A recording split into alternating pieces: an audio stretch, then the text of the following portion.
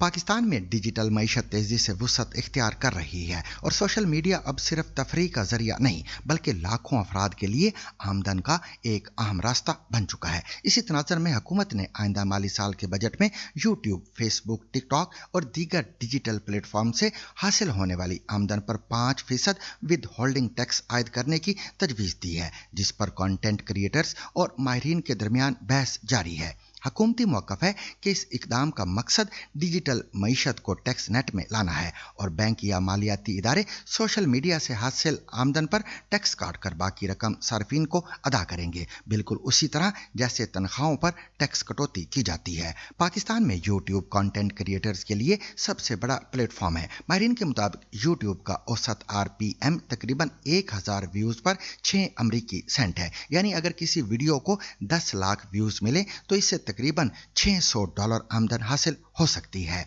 मुख्तलिफ कैटेगरीज जैसे टेक्नोलॉजी और एजुकेशन में ये रेट निस्बतन ज़्यादा होता है। अदाद शुमार के मुताबिक पाकिस्तान में तकरीबन 15 करोड़ अफराद को इंटरनेट तक रसाई हासिल है, जबकि मुल्क में यूट्यूब इस्तेमाल करने वालों की तादाद 5 करोड़ 60 लाख के करीब बताई जाती है।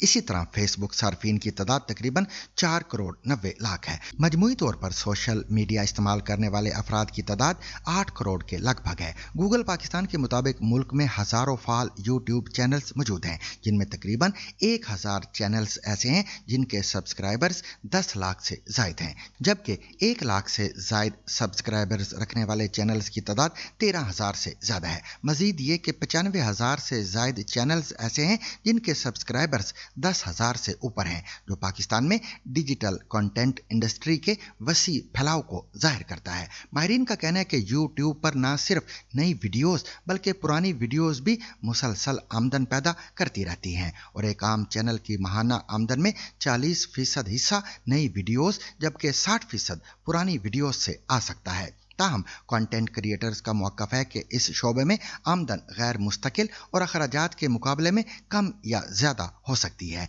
इसलिए सिर्फ मजमूई आमदन पर टैक्स आयद करना अमली मुश्किलात पैदा कर सकता है।